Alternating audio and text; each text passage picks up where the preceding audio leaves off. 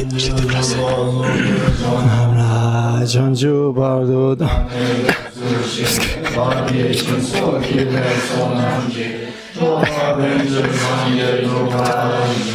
Super, merci. Dudani Kyasuj Dagi Jinzo Yeve Tsoknam Ki Dora Venjir Sangye Ruba Yo Chodon Tsoge Chonamla Janju Bardo Dani Kyasuj Dagi Jinzo Yeve Tsoknam Ki Dora Venjir Ruba Yo. En le Bouddha, le Dharma et la Suprême Assemblée, jusqu'à l'éveil, je prends refuge par mes accumulations issues de ma pratique de la générosité, etc. Puis j'accomplis l'état de Bouddha pour le bien de tous les êtres. En le Bouddha, le Dharma et la Suprême Assemblée, jusqu'à l'éveil, je prends refuge par les accumulations issues de ma pratique de la générosité, etc. Puis j'accomplis l'état de Bouddha pour le bien de tous les êtres. En le Bouddha, le Dharma et la Suprême Assemblée, jusqu'à l'éveil, je prends refuge par les accumulations issues de ma pratique de la générosité, etc. Puis j'accomplis l'état de Bouddha pour le bien de tous les êtres.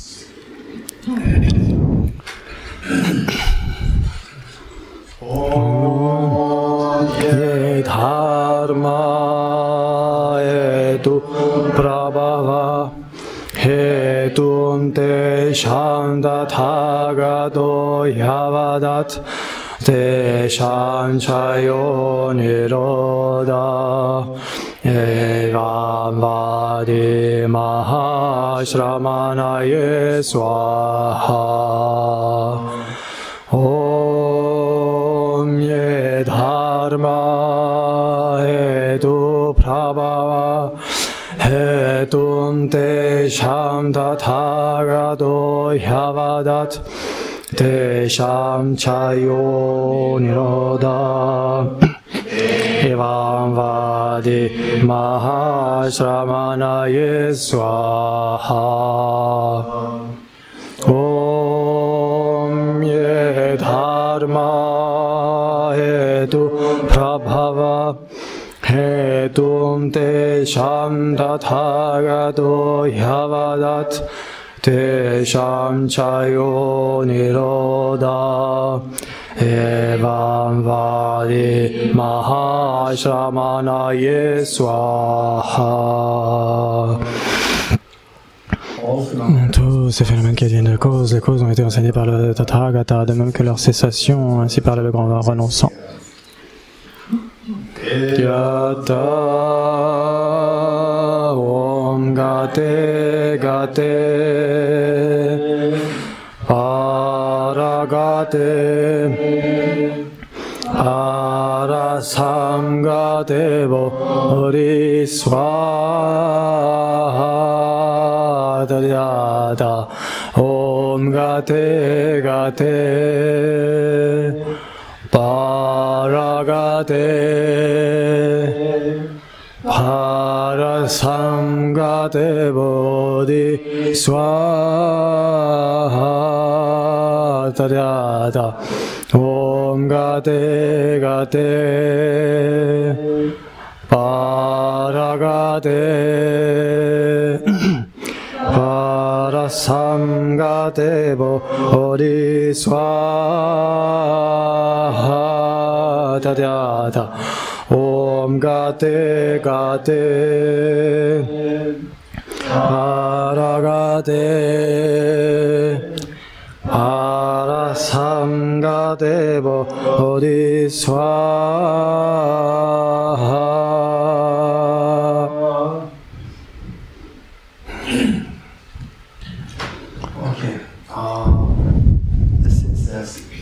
Et donc cet enseignement sur la Mahamudra est extrêmement précieux et aussi très important. Nous avons besoin d'une fondation solide et pour cela, ce que nous allons faire, c'est que nous allons lire, à chaque fois pour cet enseignement, nous allons lire la fondation de toutes les qualités. Le fondement de toutes les qualités. Et donc en anglais, c'est page 42 et en français, c'est dans le livret quelque part. Ok.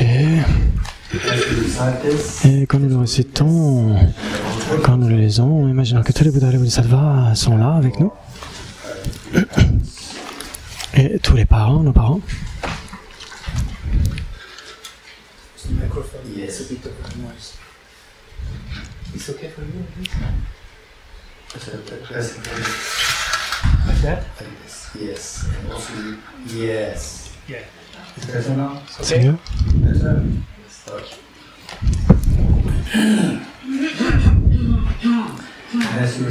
Donc nous récitons cela, nous renforçons la visualisation des Bodhisattvas en face de nous. Ils sont tellement aimants, tellement affectueux. Et pour nous, il y a tous nos parents. Tous les êtres autour de nous, ils sont tellement aimants. Nous prenons la responsabilité de les éléments, nous avons de l'affection, et nous prenons la responsabilité de parcourir cette feuille de route vers l'éveil en même temps que tous les êtres. Le fondement de toutes les qualités est le maître bienveillant, pur et parfait. Se voir à lui est la base de la voie. Veuillez me bénir afin que, réalisant clairement cela, et m'y appliquant avec diligence, je me remette à lui avec grand respect. La liberté précieuse qu'offre cette renaissance obtenue pour une fois est d'une valeur inestimable et difficile à retrouver.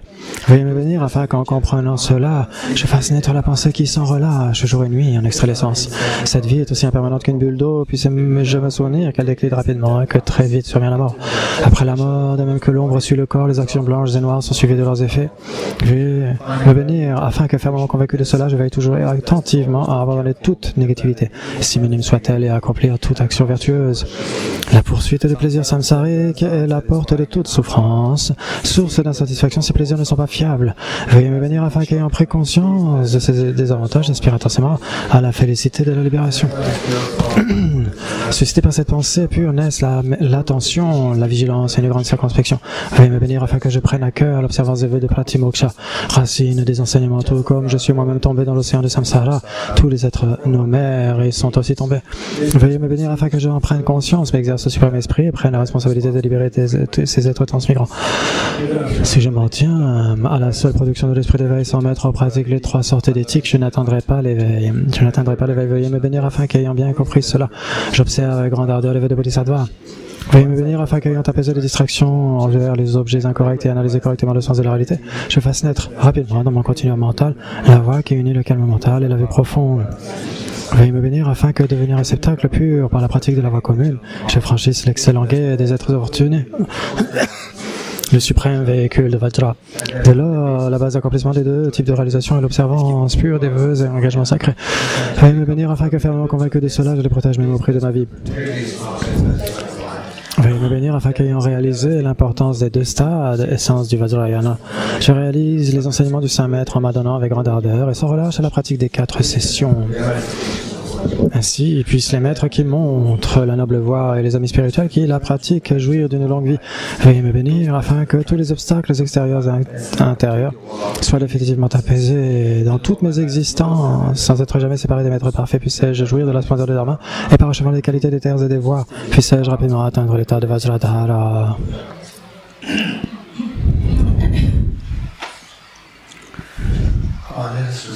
On va réciter le mandala abrégé. Et du fond de notre cœur, nous allons offrir le mandala à tous nos Bodhisattvas qui sont dans l'espace en face de nous. Cette terre, c'est juste avant la fondation de toutes les qualités. Cette terre ointe de parfum, c'est juste avant juste avant le fondement des qualités. En anglais, c'est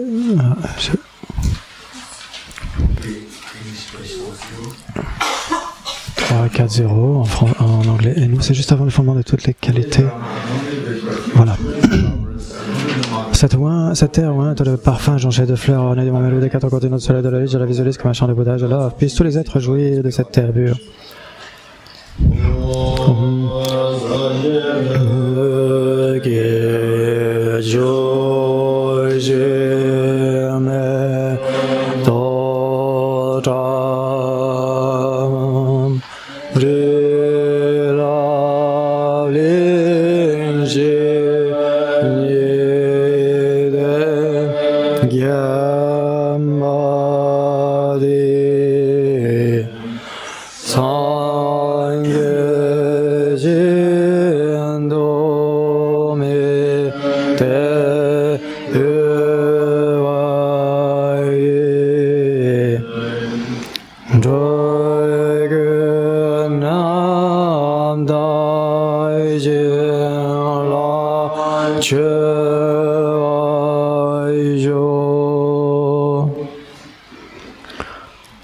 Puisse le 4 dharma dévénérable comme pour puisse être béni afin que mon esprit se tourne vers le dharma.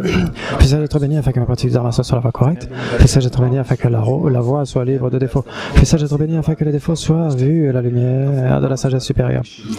Les 4 dharmas du vénérable Bhikshu Mahasattva, tandis que je deviens frustré par l'ignorance qui saisit l'existence véritable. Veuillez s'il vous plaît me bénir afin que je génère un renoncement authentique en voyant tous les aspects du samsara comme vicieusement repoussants. Veuillez s'il vous plaît me bénir afin que mon continent mental déborde de précieuses bodhicitta qui consiste à chérir autrui plus que soi-même. Veuillez s'il vous plaît me bénir afin que je possède une expérience immaculée de la sagesse, de la vacuité qui ne voit pas même un atome de réalité intrinsèque, et qui a pour fondement la compréhension que les choses adviennent indépendantes par le simple fait d'être conditionnées. Veuillez s'il vous plaît me bénir afin que mon continuum mental déborde de précieuses sagesse, de félicité, vacuité non duel. Idam Guru Ratnamadana Garnirataya.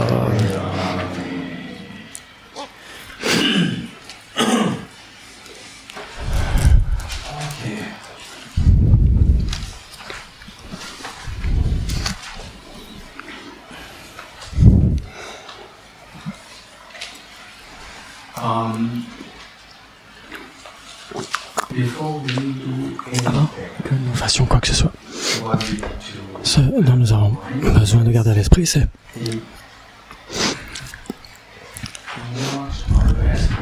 quelles sont nos aspirations, qu'est-ce qu'on veut, qu'est-ce que vous voulez, c'est le point.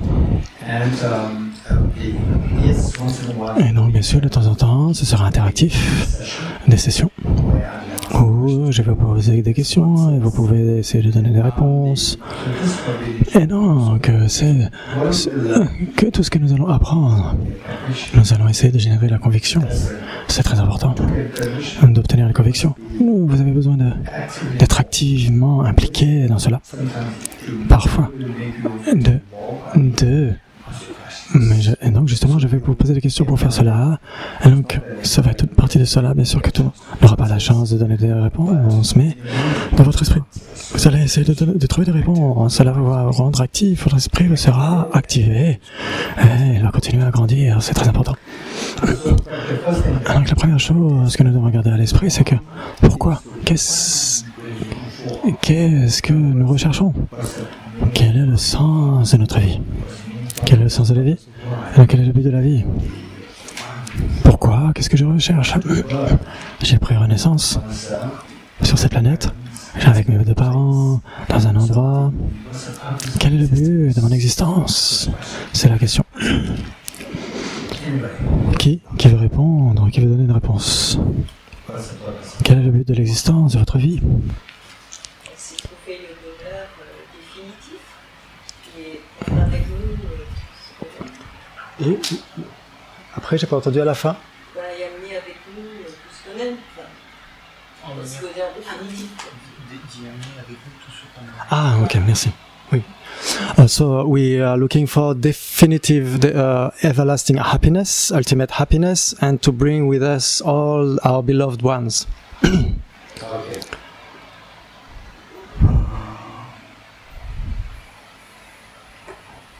Ok. Et donc, quand d'autres donnent des réponses, essayez d'entendre cette réponse et essayez de voir si cela fait sens en vous. Et donc, quand on dit « Ah, tiens, ça fait sens » ou « Tiens, cela correspond à mes réponses », et donc la confiance va grandir. Ou bien, ou alors, Dominique. Dominique. Un sens à notre vie et faire en sorte que notre bonheur dépende sur les autres. So we need to give a purpose in our life and to make sure that it can be useful for others. Okay, so the Anna's there. Et donc il y a Anna. Anna, est-ce que tu parles français? Hein? Tu comprends?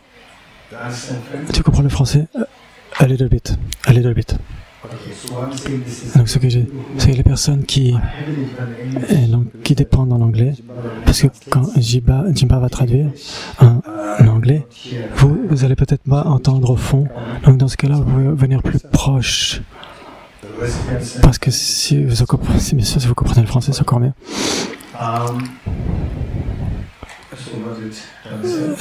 She said that we have to give a purpose in our life and it has to be useful for others.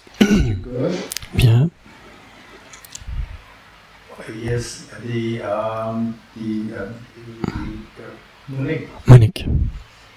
Soulager la souffrance des êtres qui nous sont chers. So we need to soothe, or how do you say, alleviate the suffering of the beloved ones. Bien. Qui d'autre? Ok. Et donc, fondamentalement, même ne serait-ce que d'entendre ces mots, de soulager la souffrance des autres, aider nos proches, donner un sens à notre existence, rechercher le bonheur ultime, ça c'est tellement précieux.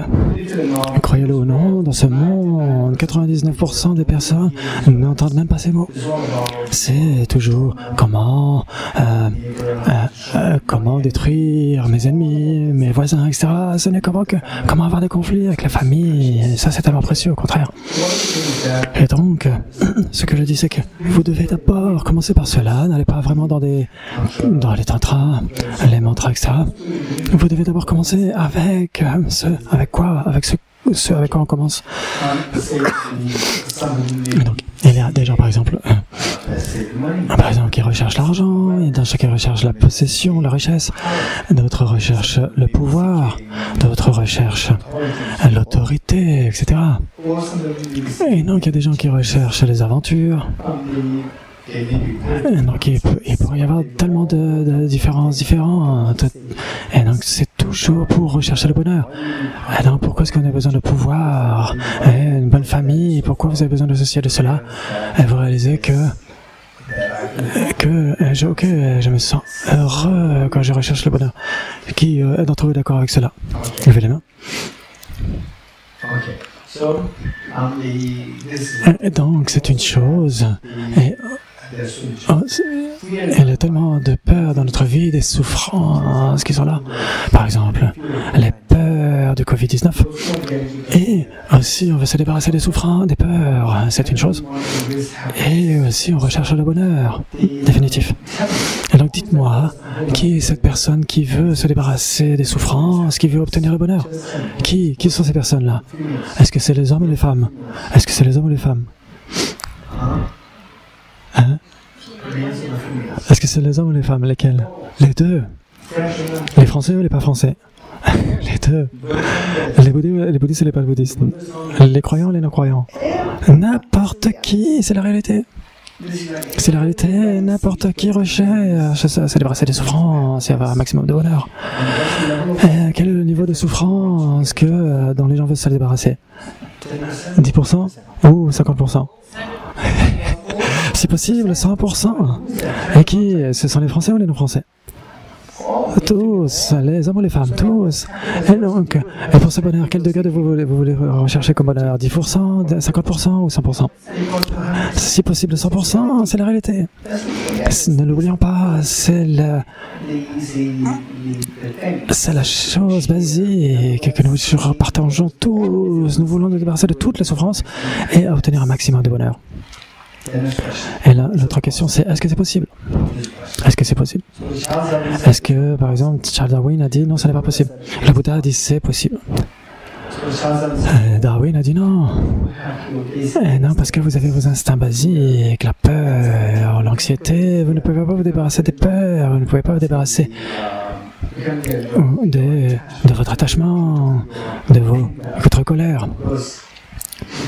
Parce qu'elles sont nécessaires pour que vous surviviez. Sans cela, vous ne pouvez pas survivre. Vous avez besoin de l'attachement pour accumuler les facteurs appropriés pour survivre. Vous avez besoin de la colère pour vous débarrasser des conditions défavorables à votre survie. Et vous avez besoin de la peur pour fuir la peur des dangers, des tigres, des éléphants, etc. Et donc sinon, vous mourriez si vous n'avez pas peur du tigre. Et il vous attaque et Et votre espèce, tout simplement, se dissout, se détruit. Et donc, c'est ce qu'a dit Darwin. Alors que pour le Bouddha, c'est très différent. Le but de notre existence, ce n'est pas simplement de poursuivre l'espèce.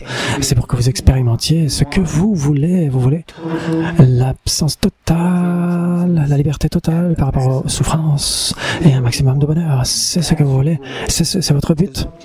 Ce n'est pas simplement pour poursuivre l'espèce pour le Bouddha. Et donc la question c'est, est-ce que c'est possible de l'obtenir? La réponse du Bouddha c'est oui, 100% possible. Comment est-ce qu'on le sait? Parce que nous avons tous la nature du Bouddha, ne l'oublions pas. Nous avons tous cette nature de Bouddha, et si cette nature de Bouddha se manifeste à ce moment-là, c'est le Mahamudra. Si cette nature de Bouddha à l'intérieur se manifeste, à ce moment-là, c'est le Mahamudra. Et donc, qu'est-ce que cette nature de Bouddha, à quoi elle ressemble? Et donc, nous avons d'abord besoin de savoir ce qu'elle est, et ensuite vous allez plus en profond. Et en même temps, quand nous expliquons cela, nous apprenons aussi, nous avons besoin d'apprendre la psychologie bouddhiste, comment notre esprit fonctionne. Quand on s'endort, que fait notre esprit? Quand on est fatigué, que fait notre esprit? Quand notre esprit est extrêmement frais, comment est-ce qu'il fonctionne? Et comment vous voyez quelqu'un que vous aimez? Et comment votre esprit réagit? Et quand vous voyez quelqu'un que vous n'aimez pas, comment votre esprit réagit? Et donc, voir les mouvements de l'esprit, c'est si important d'observer le flux de notre esprit. C'est une chose. Et ensuite, d'un autre côté, nous avons besoin de regarder la réalité ultime de l'esprit. La véritable nature de l'esprit. Ou nous avons besoin de voir comment, bien sûr, l'esprit fonctionne, se conduit, se comporte, et de le rendre de plus en plus naturel, et jusqu'à ce qu'il devienne tel dans sa forme la plus naturelle, pour voir comment votre esprit se comporte sous la forme de la claire-lumière. Et ça, c'est la nature conventionnelle véritable de l'esprit. Et beaucoup de gens, même des enseignants, qui pensent que quand cet esprit, cette nature de claire-lumière de l'esprit se manifeste grâce aux techniques méditatives, ils pensent que c'est le Mahamudra. C'est juste la moitié de l'histoire, ce n'est pas toute l'histoire. Et quand la nature de l'esprit de claire-lumière se manifeste, c'est juste la moitié de l'histoire du Mahamudra, ce n'est pas l'histoire tout entière. Parce que cela seulement, manifester l'esprit de claire-lumière, cela n'a pas cette capacité d'éradiquer vos souillures mentales. C'est un outil extrêmement puissant. Mais cela a besoin d'un autre facteur, de voir la réalité pour voir la réalité. Parce que les souillures mentales qui se prennent racine dans l'ignorance, c'est pour se débarrasser de l'ignorance, on a besoin de voir la réalité. Et pour voir la réalité, il y a la réalité objective, c'est la claire-lumière objective. Et donc, c'est pour ça que nous avons besoin de ces facteurs. En d'autres termes, ce que je dis, c'est que nous avons d'abord besoin de commencer. Qu'est-ce qu'on recherche? Qu'est-ce qu'on recherche? On recherche le bonheur infini et l'absence totale de peur. Et est-ce qu'on peut obtenir cela? Oui, la réponse c'est oui. C'est ce qu'a dit le Bouddha.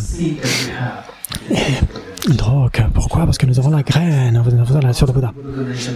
Et ce contexte de nature de Bouddha doit être très clair pour nous, si on veut savoir ce qu'est le Mahamudra. Et avec cette connexion, je vais vous donner d'abord des exemples très simples, et sur la base de cela, nous allons donner des exemples donnés par Arya Maitreya.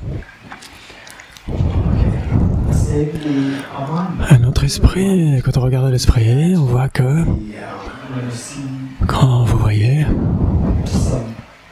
des gens que vous n'aimez pas, comment votre esprit réagit, comment il se sent perturbé, qui est d'accord avec moi, levez les mains.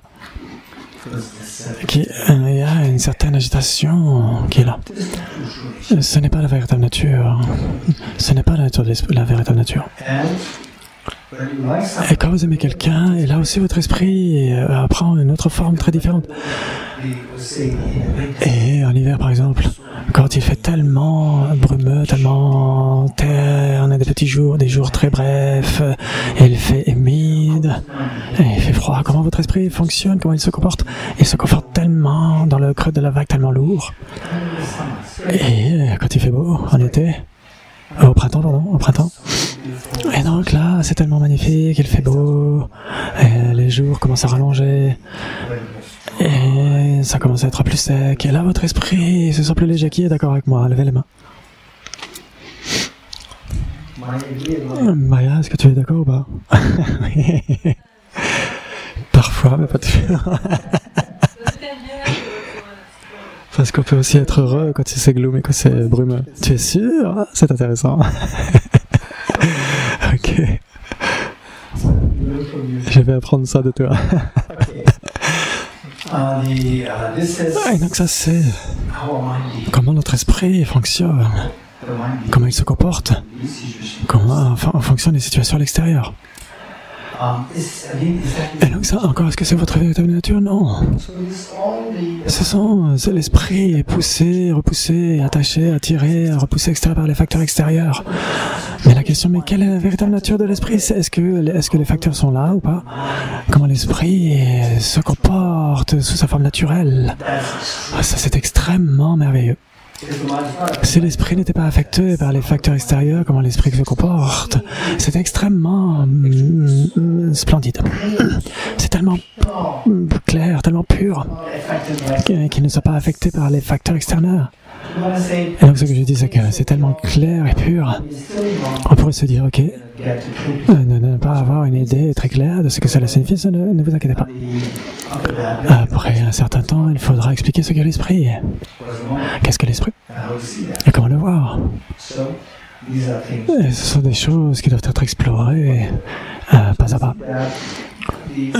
Et donc, par exemple, quand on est très agité ou quand on est excité, etc., ce n'est pas nature de l'esprit. La nature de l'esprit est au-delà de cela. C'est extrêmement merveilleux, extrêmement splendide, qui n'est pas affecté.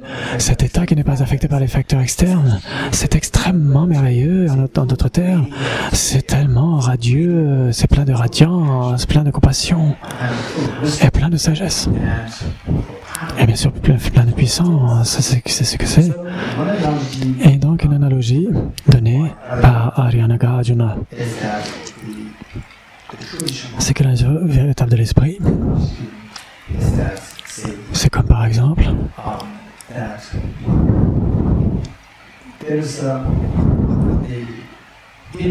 il y a par exemple dans une chambre, dans une pièce, vous voulez lire un livre, et on veut aller dans la chambre A, par exemple, là. Et il n'y a pas. Et il y a la lumière dans la chambre numéro 2, mais pas dans la chambre A. Et donc, vous voyez qu'il n'y a pas de lumière, là. Et donc, vous allez me voir. Et il n'y a pas de lumière. Et je vais dire, si, il y a de la lumière. Et vous allez dire, non, il n'y a pas de la lumière. Et je vais vous demander, est-ce que tu as vu un vase qui était là? Un pot, par exemple, un pichet qui est renversé, par exemple, un pichet qui est renversé. Est-ce que tu as vu ce pichet? Oui, il y avait un pichet là. Et la lumière est à l'intérieur. La lumière n'est pas visible parce qu'elle est bloquée par le pichet. Et donc cet exemple est donné par Arianaga Arjuna. Et donc, on n'a pas besoin de me faire confiance. Comment est-ce que vous savez qu'il y a la lumière à l'intérieur? Et donc, votre esprit, est-ce qu'il est tellement merveilleux, tellement beau, tellement radieux et heureux? Est-ce qu'il est comme ça ou pas? Il n'est pas comme ça. Il n'est pas comme ça. Ça veut dire que notre esprit est comme... C'est comme cette pièce qui est dans l'obscurité, mais il y a ce pichet qui est là, et à l'intérieur du pichet, il y a la lumière. Et dans ce pichet, à l'intérieur, il y a la lumière. Et donc cette obscurité, ouais, c'est comme ça qu'on voit notre esprit maintenant. Et il y a ce pichet qui est là. Le pichet, c'est quoi? Ce sont les souillures mentales. Et ce pichet, Ce qu'il y a à l'intérieur, c'est la lumière. Avec ces souillures mentales, elles bloquent cette lumière à l'intérieur, la véritable nature du Mahamudra. Elle est bloquée à l'intérieur de nous. Et comment est-ce qu'on connaît cela? Comment est-ce qu'on le sait? Comment est-ce qu'on sait qu'il y a la lumière à l'intérieur des pichets? Arya Nagarjuna a dit, si par exemple, vous faites un petit trou dans n'importe quelle direction du pichet, vous faites un petit trou dans la matière du pichet, vous faites un petit trou, qu'est-ce qui arrive? La lumière, d'un seul coup, vous allez voir la lumière jaillir de ce trou. Mais malgré tout, vous pourriez être un petit peu dans l'appréhension. Ok, il y a une lumière qui est là. Mais comment est-ce qu'elle peut être radieuse, cette nature de Bouddha? Alors qu'est-ce que vous allez faire? Vous allez briser le vase. Vous allez briser le pichet et la lumière va se montrer dans toute sa splendeur, dans toutes les directions. Ça, c'est la nature de Bouddha, c'est le Mahamudra. Et donc, vous devez briser le vase. Le vase, c'est la métaphore pour le vase. La pichet, c'est la métaphore pour les souillures mentales. Et non, vous éliminez les souillures mentales et la nature de Bouddha à l'intérieur va simplement briller dans toutes les directions. Sans aucune obstruction, sans aucun obstacle. Et donc, elle va rayonner dans toutes les directions. C'est le Mahamudra.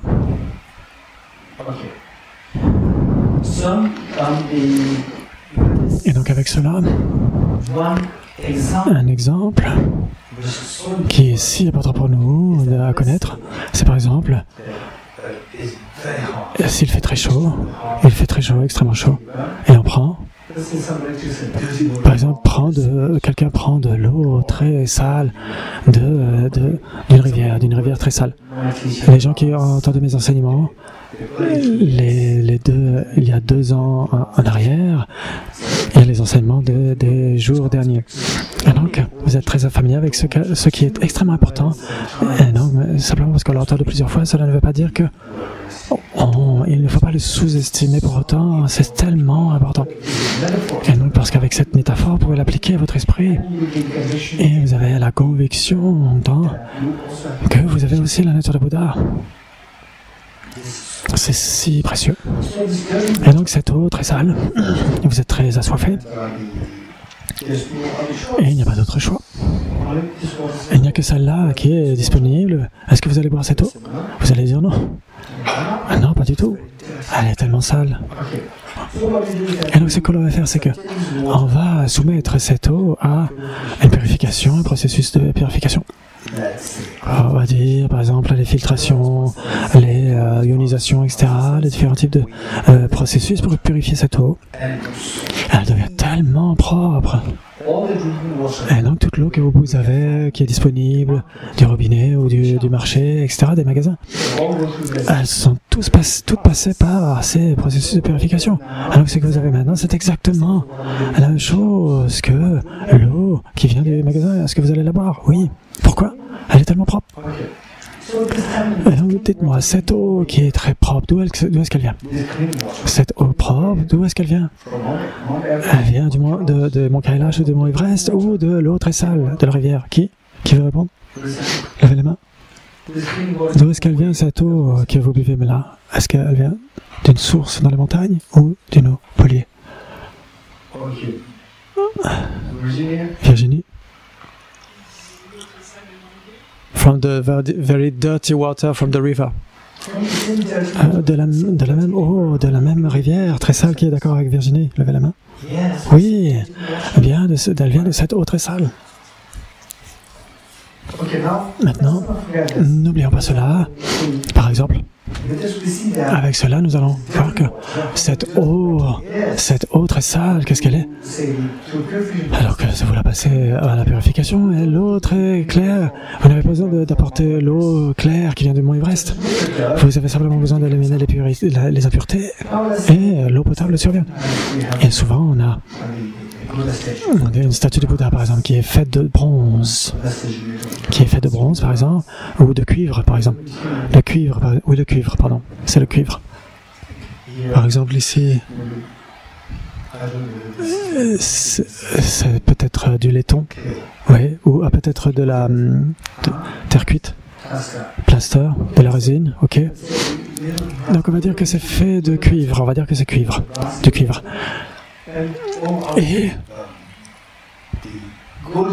Et vous avez une statue d'or, une fête d'or. Et qu'est-ce que vous allez faire? Vous voulez la transformer en or. Vous allez, de la même façon que vous purifiez l'eau, vous allez purifier les molécules de cuivre qui ne sont pas de l'or. Qu'est-ce que vous allez faire? Vous allez enlever les particules de cuivre. Qu'est-ce qui advient? Qu'est-ce qui arrive si vous éliminez le cuivre? Il n'y a rien qui reste, il n'y a plus rien qui reste, parce que la statue va disparaître, n'est-ce pas? Ça, c'est extrêmement important. D'un côté, vous avez l'eau qui est sale, vous avez les impuretés, et l'eau va devenir extrêmement propre. Et donc, l'eau ne va pas disparaître. Au lieu de disparaître, elle va devenir tellement propre. Et l'eau propre, elle n'est trouvée nulle part ailleurs. C'est juste les impuretés qui ont été enlevées. Alors que la statue de cuivre, vous voulez enlever le cuivre, et au lieu d'avoir du cuivre, vous avez une statue d'or. Qu'est-ce que vous avez à la place? Rien. Elle a disparu. Quelle est la différence? Pourquoi est-ce qu'il y a cette différence ici? Pour l'eau, ici, l'eau, au lieu de disparaître, elle devient très propre. Alors que la statue de cuivre, au lieu de devenir de l'or, elle a disparu. Pourquoi? Qui veut répondre? Qui veut lever la main? Cyril?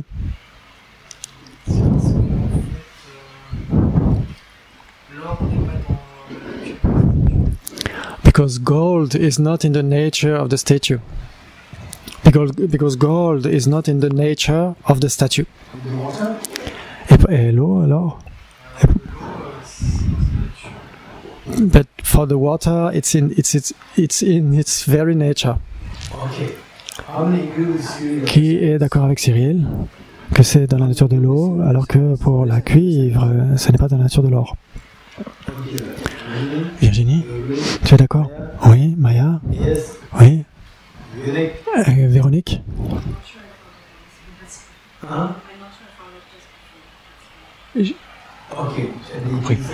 Est-ce que tu as compris la question? Est-ce que tu as suivi la question? Je ne suis pas sûr.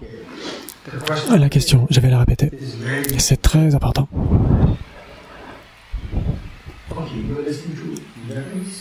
Tu écoutes en français. Il faut que j'aille parler de Vietnam. Et donc je me demandais d'où venait Véronique au début. Tu entends en français ou en anglais? Tu écoutes en anglais? Oui. Donc la question que je pose, c'est pour l'eau sale. Avec l'eau sale, on élimine les impuretés, les souillures, les impuretés.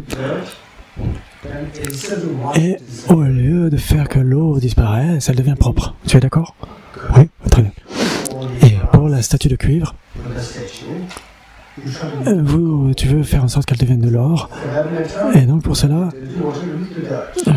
exactement comme pour l'eau, on enlève les impuretés. Pour la statue de cuivre, pour faire en sorte qu'elle devienne une statue en or, on élimine le cuivre. Et au lieu de devenir une statue d'or, elle disparaît. Tu es d'accord? Alors que l'eau ne disparaît pas. L'eau, elle devient très claire. Et la statue ne devient pas de l'or, elle disparaît. Et donc pourquoi, dans le cas de l'eau n'a pas disparu, mais au contraire, elle est devenue très propre, alors que pour la statue, pourquoi, au lieu de devenir de l'or, elle a disparu? Pourquoi? C'est la question. Ok. Tu as suivi la question? Très bien. Qui voudrait donner une réponse? Qui? Et donc il y a Evelyne.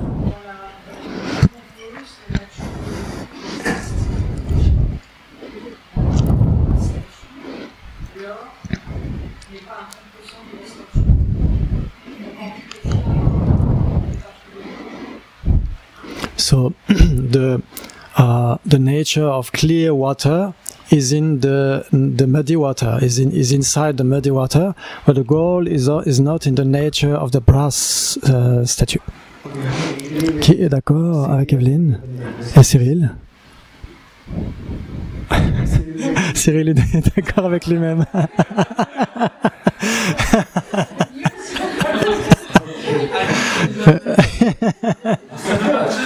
Très bien.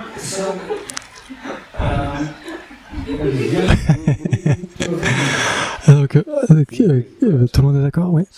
Ok. Les réponses qui ont donné par les deux, c'est exactement ce qu'Acharya Dharmakirti a dit, un grand maître bouddhiste du 7e siècle a dit dans son texte, Pramanavartika. Il a dit,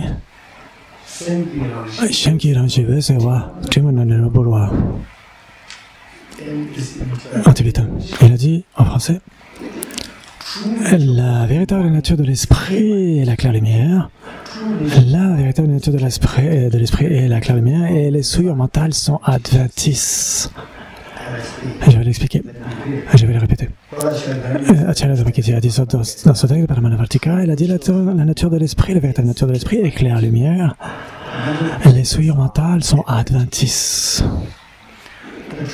Et la nature de l'esprit et la claire lumière, ça veut dire que ce qu'on dit les deux ici, c'est que l'eau, vous éliminez la souillure, les impuretés, la nature est tellement pure. La nature de l'eau et sa pureté se manifeste.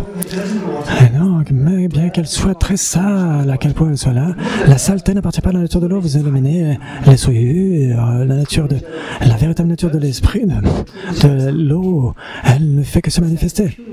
La pureté.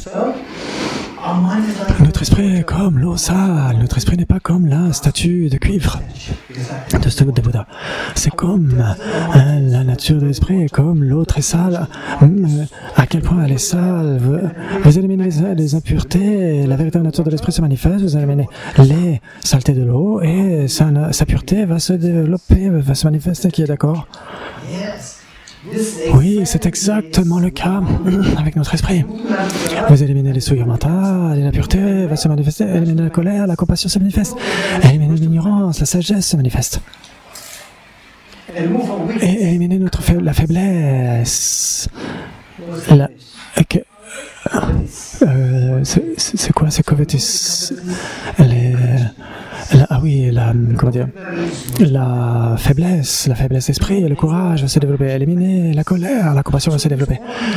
Et donc, vous allez voir que c'est déjà là en vous, sous forme de graines, qui sont cachées.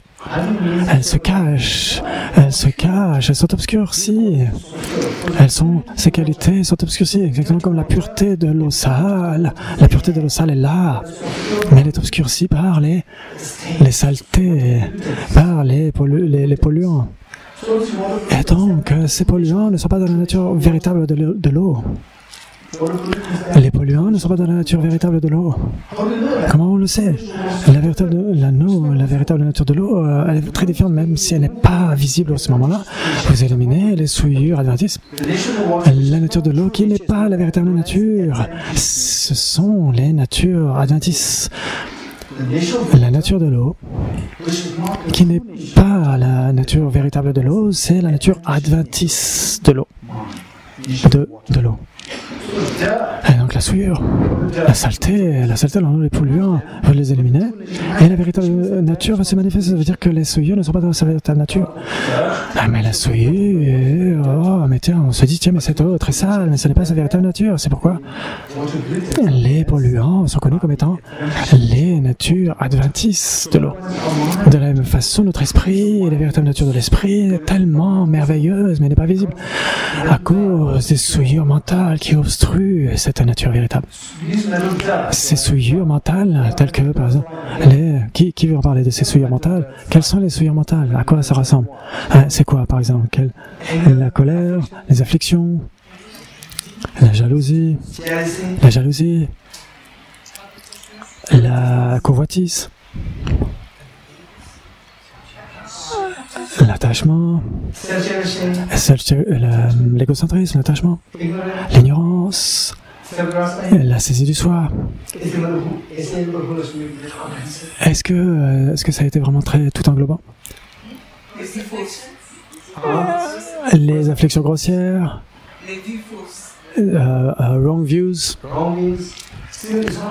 Mais ce n'est pas encore tout englobant, qui pourrait donner quelque chose de très englobant. Oui, en effet, pour dire ça, c'est l'histoire complète de toutes les souillures. Les deux voiles, oui. Les voiles afflictifs et les voiles cognitifs. Ces souillures mentales, elles sont de deux types, les grossières et subtiles. Les grossières sont les voiles afflictifs. C'est comme par exemple, si je ne mange pas d'ail, quelqu'un a écrasé de l'ail dans ma tasse. Je vais dire, oh non, je ne fais pas manger d'ail. Comment? Qui m'a mis de l'ail dans ma boîte, dans ma tasse? Et donc, qu'est-ce que vous allez faire? Vous allez enlever tout l'ail, vous enlevez l'ail. Vous allez bien nettoyer. Est-ce qu'il y a encore de l'ail? Non, il n'y a plus du tout d'ail solide. Mais il y a toujours, vous allez sortir, la tasse, elle va sortir l'ail. Avec cela, ce qui souille cette tasse, il y en a deux, l'ail solide et ce qui est l'ail non solide. Et donc ces deux forces mentales dans notre esprit, on voit toutes ces souillures. Il y en a qui est comme l'ail grossier, qui sont les souillures, et il y en a qui ressemblent à l'odeur de l'ail. Et donc les souillures mentales qui ressemblent à l'ail solide, ce sont les voiles afflictifs. Les voiles afflictifs. L'ail solide, ce qui est solide, ce sont les voiles afflictifs. Et l'odeur de l'ail, qui sont les souillures, ce sont les voiles cognitifs. Et donc, les voiles afflictifs, qui sont symbolisés par l'ail solide. Et donc, qu'est-ce qu'on doit faire?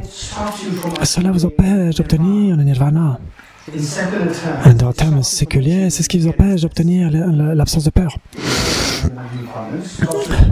Ces souillures qui sont semblables à l'ail solide vous empêchent d'obtenir l'absence de peur. Et donc, en bref, elles vous empêchent d'obtenir la libération par rapport à toutes les souffrances. Ce sont ces voiles afflictifs qui vous empêchent d'obtenir cela. Et l'odeur subtile de l'ail qui représente les souillures, ce sont les voiles cognitifs. Les voiles cognitifs. Et donc, ils vous empêchent d'obtenir l'éveil omniscient, l'état de Bouddha. En termes séculiers, on va dire, c'est ce qui vous empêche d'obtenir le bonheur infini. En termes de dharma, c'est ce qui vous empêche d'obtenir l'état de Bouddha. Vous comprenez? Et donc, à partir de cela, nous allons avoir une certaine idée de « Oh, mon esprit, c'est comme s'il ressemble à l'eau sale. Vous éliminez les souillures et la pureté va se manifester exactement comme notre esprit qui ressemble à l'eau sale. Vous éliminez les souillures. » Combien d'entre vous pouvez imaginer un petit peu plus cela? Oh, mon esprit aussi. Si j'élimine les souillures, sa pureté va se manifester. Qui est d'accord? Très bien. Et donc cette pureté, elle est connue comme étant le Mahamudra. Et donc cette pureté, toutes ces souillures sont éliminées. C'est le Mahamudra. Ok. Et donc avec cela, pour aller dans cette mesure, nous allons voir ce qu'est le Mahamudra. Donc, ce qu'est exactement le Mahamudra, on a besoin d'abord de connaître toutes ces bases. Si on ne connaît pas ces bases, et que sans les fondements, sans les fondations, on va simplement se précipiter dans plus d'histoires croustillantes. À ce moment-là, on n'y arrivera jamais. Il n'y aura pas du tout de résultat. Ce sera même contre-productif. Ce sera invisible. Et donc, pour créer les fondements, c'est tellement important. Et maintenant, qui voudrait partager? J'ai parlé de la métaphore des voiles afflictives comme étant l'ail solide, ces souillures mentales qui sont semblables au l'ail solide. Et donc, qu'est-ce que vous pensez, par exemple, d'autres exemples, par exemple, de cet ail, des exemples de voiles afflictives? Quels exemples avez-vous de ces voiles afflictives? Qui veut en parler très rapidement?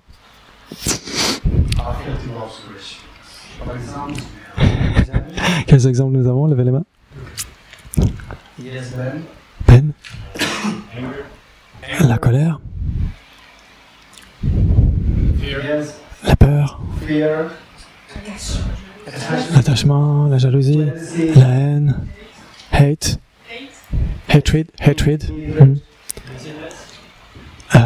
La paresse. Bad speech, les paroles malsaines. Et quelqu'un voudrait donner quelque chose de plus englobant. Non, mais ça, ce sont des exemples, des illustrations. Et donc, ce qu'a dit Venerable Jensen a dit tout à l'heure, les karmas contaminés et les afflictions. Les karmas contaminés et les afflictions. Est-ce que quelqu'un qui voudrait rajouter quelque chose, une petite réponse en plus? Des émotions qui sont des émotions négatives. Alors les émotions négatives, ce sont tout ce qu'on dit quand on dit des afflictions. C'est la même chose. Les afflictions, ce sont des émotions négatives. Et donc les karmas contaminés, les afflictions. Et quelqu'un voudrait rajouter quelque chose? Quelque chose qui voudrait rajouter une dernière chose. La dernière touche. La touche finale, comme le chef par exemple qui fait la cuisine. Et donc les karmas contaminés sous la forme des graines actives. Et donc je vais te le donner. Tu dois nous dire, Laura, quelque chose de très englobant.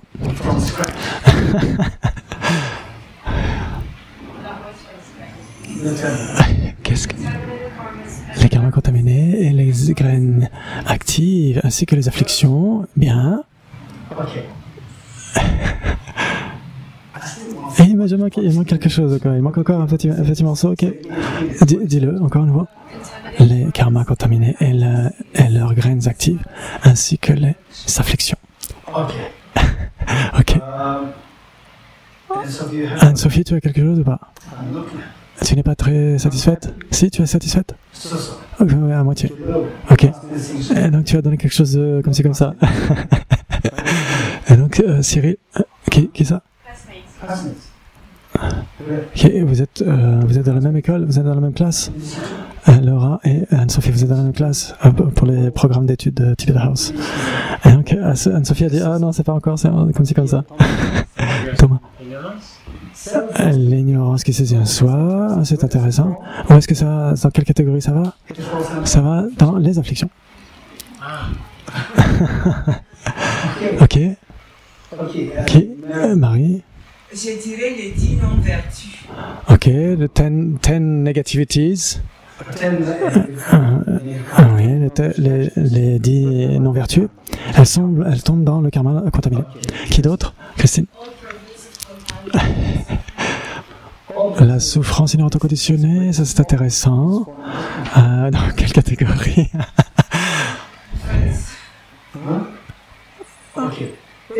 Ça tombe dans la catégorie des afflictions et du karma. L'égocentrisme, on va dire.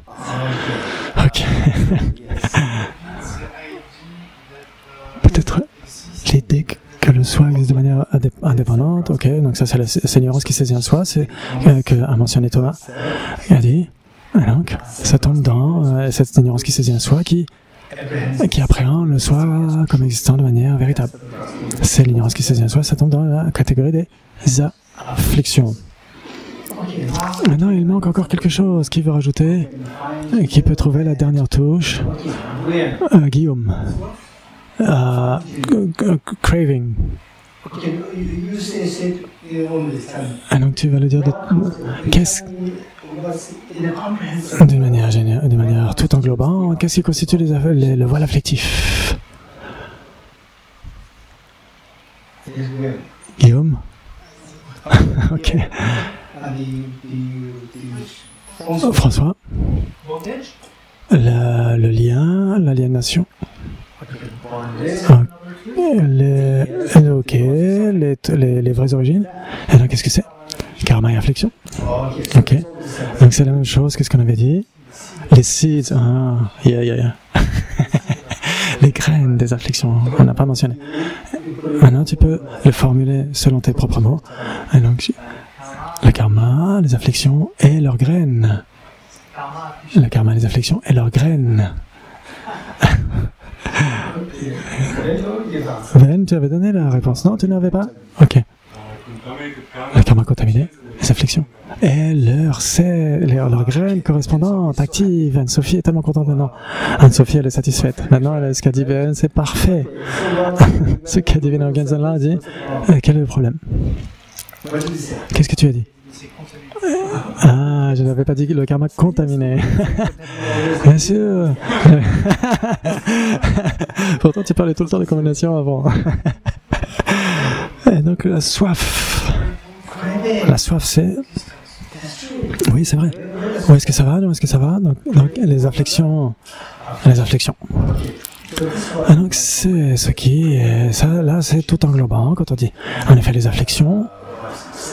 L'ignorance qui saisit un soi, la soif, tout ça, ça va dans les afflictions. De manière englobante, on parle des trois choses.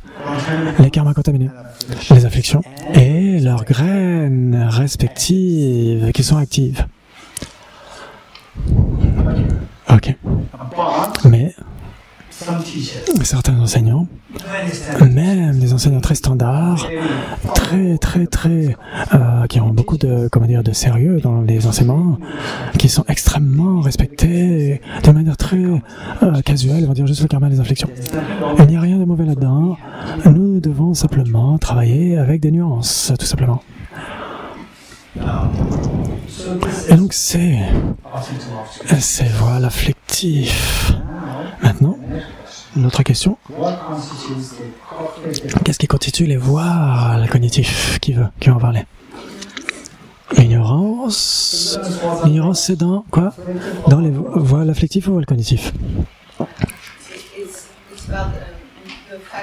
C'est par rapport au fait que nous voyons la réalité d'une mauvaise manière. Ok, concevoir à tort, de manière distordue. Ça tombe dans quoi? Dans les afflictions, ou dans les voiles afflictifs ou dans les cognitifs? Affliction. Afflictive. Afflictive. Et donc, qu'est-ce qui constitue les voiles cognitifs? Qui, François? Les empreintes laissées par la vue du soi. Et ensemble avec l'apparence d'existence véritable, les empreintes laissées par on va dire les empreintes actives laissées par l'ignorance qui saisit un soi et l'apparence d'existence intrinsèque. On va dire les empreintes actives laissées par l'ignorance, c'est afflictif ou cognitif? Afflictif. Qui veut répondre? Laura, est-ce que c'est afflictif? Ma question, c'est les empreintes actives de la saisie d'ignorance, est-ce que c'est afflictif, un voile afflictif ou un voile cognitif? Ah, qui? Cognitif? Oh, qui dit cognitif? Levez la main. Qui dit afflictif?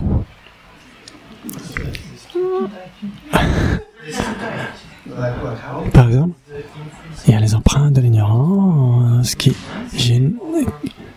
laissées par l'ignorance et les empreintes qui donnent l'apparence d'existence inhérente.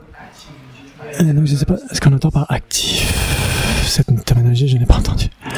Ok. Et donc, basiquement, ce qu'on va dire, c'est que les afflictions, pour ceux qui ont dit, même toi, tu l'as dit aussi.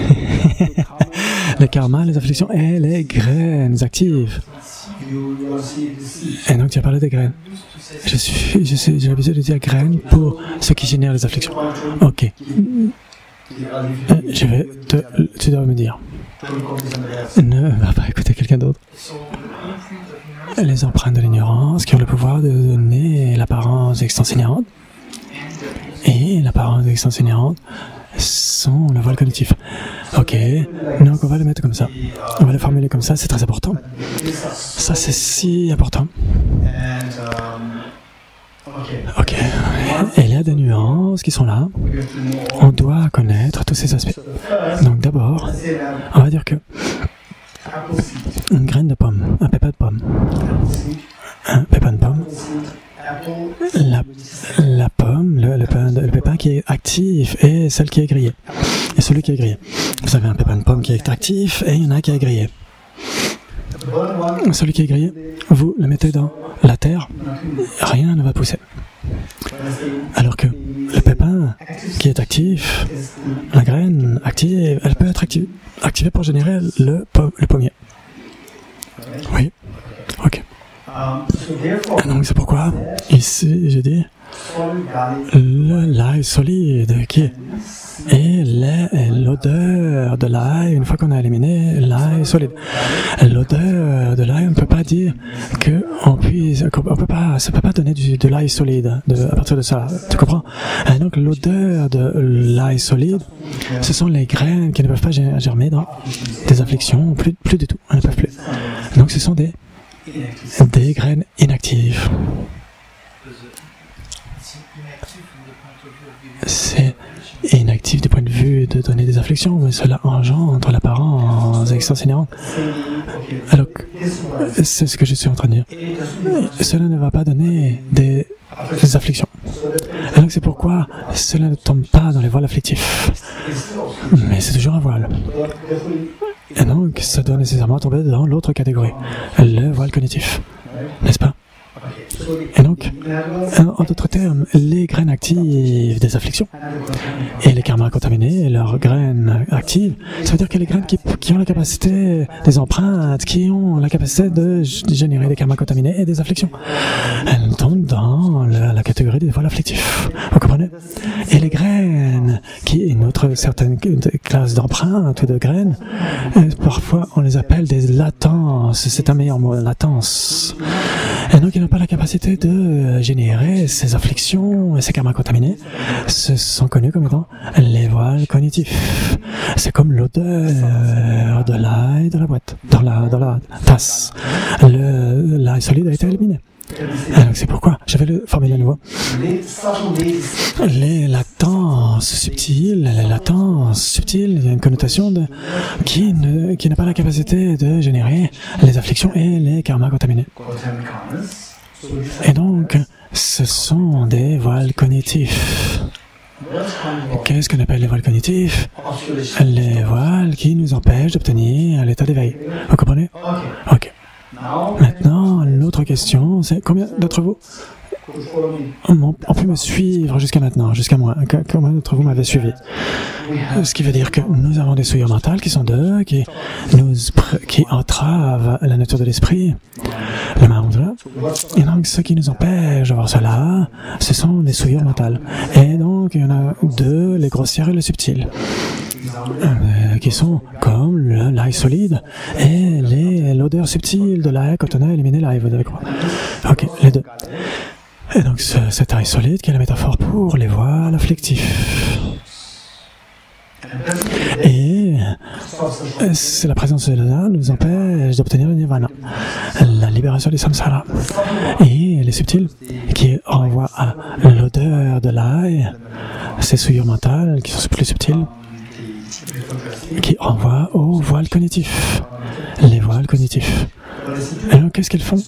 Elles nous empêchent d'obtenir l'état d'éveil, l'état de Bouddha. C'est aussi simple que cela. Qui d'entre vous avait suivi ce que je viens de dire? Très bien. Ensuite, quels exemples avez-vous pour les voiles cognitifs? Quels exemples avez-vous?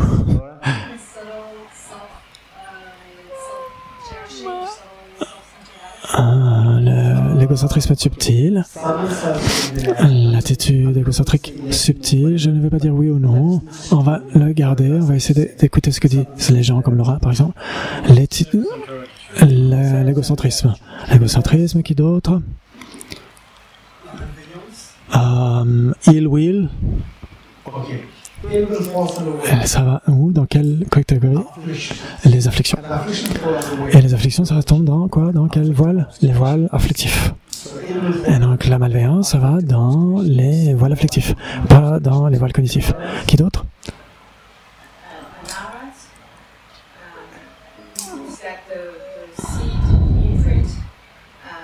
Un anarat qui a les empreintes qui demeurent dans son esprit. Les empreintes de compassion ou les empreintes des afflictions? Il faut être très précis. Il ne faut pas dire que les empreintes des afflictions. Donc les empreintes subtiles des afflictions. Oui, très bien. Ok. Monique. Illusions. Intéressant. Où est-ce que ça va? Dans quoi ça va? Ça va dans l'afflictif? Non? Cognitif? Ah, cognitif. De se tromper sur la réalité. Quel type, Monique, parle d'une illusion magique ou quel type d'illusion? Par exemple, un concept. For instance, a concept. A conceptualization. Yeah. Un concept. Le concept de l'éveil, par exemple. Le concept de bodhicitta. Et donc ça doit être abandonné. Le concept de la vacuité. Il faut être très précis. Quel type de concept? Par concept, c'est une généralisation mentale faite de préjugés, non expérimentés. Ok. Et donc l'esprit illusionné, ou l'esprit qui est ignorant, qui est sous la forme d'une illusion, une illusion de l'esprit qui est illusoire, qui est trompé. Donc c'est la même idée ici, l'esprit qui s'illusionne lui-même, qui se déçoit lui-même, qui se trompe lui-même, c'est ça? C'est ce que tu dis?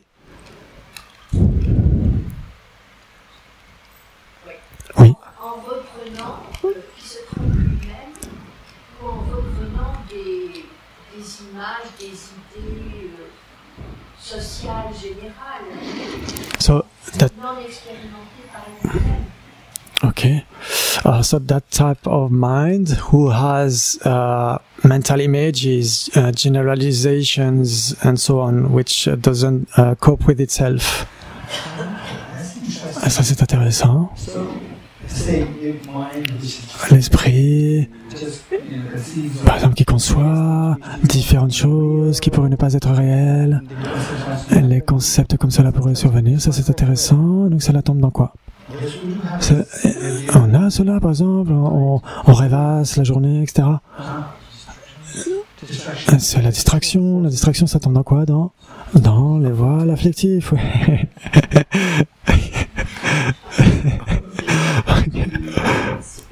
Isabelle? Les karmas qu'on a purifiés, les graines qui sont purifiées, mais qui restent un peu comme des graines brûlées. So, for instance, karmic seeds that we have purified and that remain.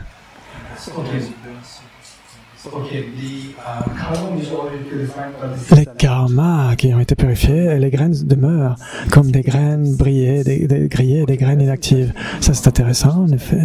Un voile cognitif, je suis d'accord avec toi. Ok. Aude?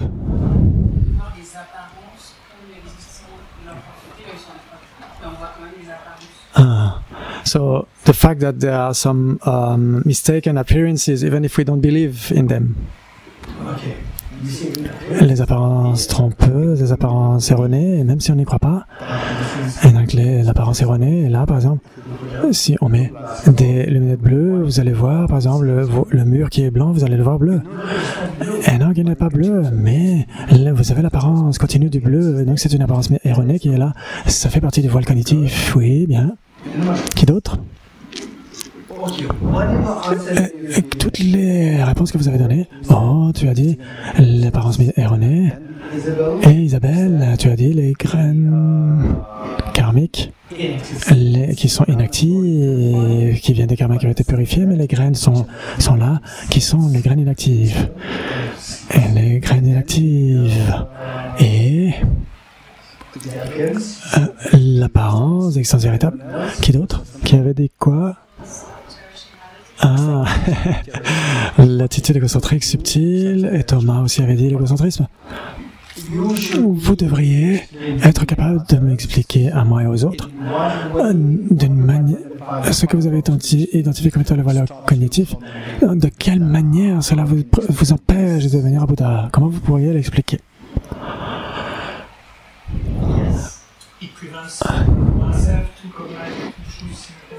Cela nous empêche de connaître les deux vérités en même temps. De quelle manière?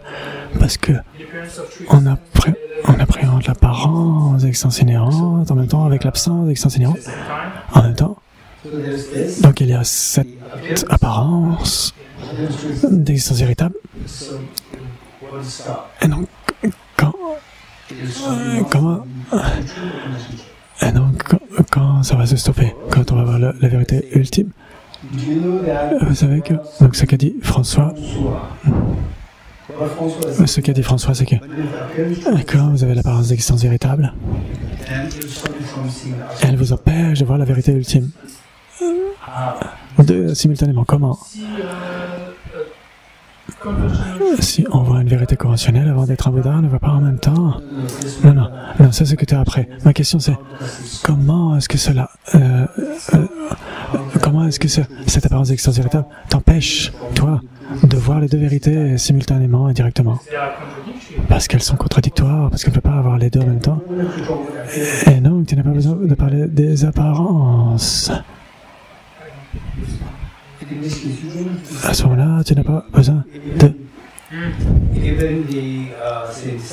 Même l'ignorance va t'empêcher, à ce moment-là, de voir les deux vérités en même temps. Alors, quelle est la spécificité du voile cognitif? Comment est-ce que ça t'empêche de voir les phénomènes? Comment est-ce que... de quelle manière c'est un voile cognitif? Parce que quand on devient un arhat, on s'est débarrassé du samsara et on voit la véritable nature de la réalité. Mais on a toujours cette attitude subtile de ne faire cela que pour soi-même. On n'a pas élargi notre esprit pour se couler vers tous les êtres. Et cela vient de cet égocentrisme subtil. Mais la question est, ok, est-ce qu'on a cet égocentrisme subtil? On a le grossier et le subtil, les arhats, et est-ce qu'ils l'ont? Oui, ils ont le subtil, pas le grossier. Les arhats, est-ce que tu es un arhat? Les arhats, est-ce qu'ils te connaissent? Oui, bien sûr. Est-ce qu'ils te connaissent? Les arhats? Cela ne les empêche pas de te voir. Alors pourquoi est-ce que cela empêche les arhats de tout voir?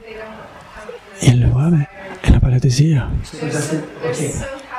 Ils sont tellement heureux dans leur nirvana. Ça c'est ok, ça va. Ça va. La question c'est est-ce que cela empêche les arhats de voir tous les phénomènes en même temps? Donc ça veut dire que les arhats sont omniscients, non? Pourquoi pas? Ce n'est pas qu'ils ne voient pas, c'est qu'ils ne ressentent pas ça. Ok. Ils ne ressentent pas, je suis d'accord avec vous, ça n'a pas besoin de m'expliquer. La question c'est, est-ce qu'ils voient tous les phénomènes? Non. Pourquoi pas? Parce qu'ils ne sont pas des Bouddhas. Alors, ce que tu dis, c'est que l'égocentrisme subtil empêche la personne de voir tous les phénomènes, c'est ce que tu dis? Pas uniquement cela, mais il y a d'autres facteurs qui sont appliqués, par exemple le développement de bodhicitta. Alors c'est parce qu'ils n'ont pas développé ça, et ils ont cet égocentrisme subtil. Yes, oui. C'est en effet parce qu'ils n'ont pas bodhicitta qu'ils ont cet égocentrisme subtil. Ils ne peuvent pas voir tous les phénomènes. Pourquoi? Qu'est-ce qui les empêche? Ils n'ont pas ce mérite. Ils n'ont pas cette énergie de bodhicitta qui leur permet de voir. Qui leur permet d'aller vers l'éveil. Donc il y a cette chose. Est-ce qu'ils ont quelque chose qui les empêche de cela? Ils ont l'égocentrisme subtil qui les bloque de voir tous les phénomènes. Et donc c'est quoi le voile cognitif? Et donc à ce moment-là, en fait c'est le voile cognitif. On ne peut pas dire que c'est le voile.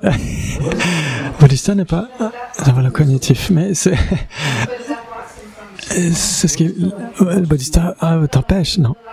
L'absence de cela, l'absence de bodhisattva, ça c'est l'égocentrisme subtil. Ah bon?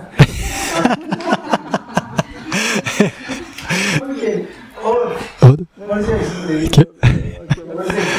Quelle est ton explication? Qu'est-ce qui te fait ressentir que l'apparence d'existence véritable, il y a cette apparence erronée qui empêche de voir tous les phénomènes en même temps? Aude, tu vas y réfléchir. Et Acha Kessan-là. Je ne sais pas comment le paraphraser. Il y a le sujet et l'objet, la dualité. Hein? Alors comment est-ce que tu l'expliques? Je ne suis pas très sûr. Donc ça c'est Thomas est expert dans la non-dualité. La non-dualité. Expert en dualité.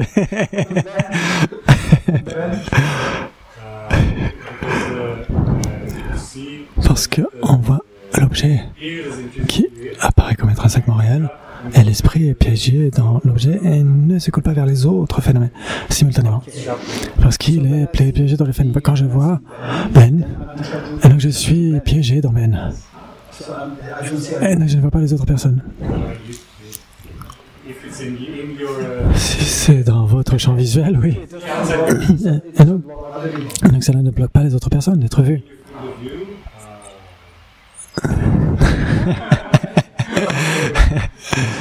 Ok, on va faire la pause. Yata om gate gate paragate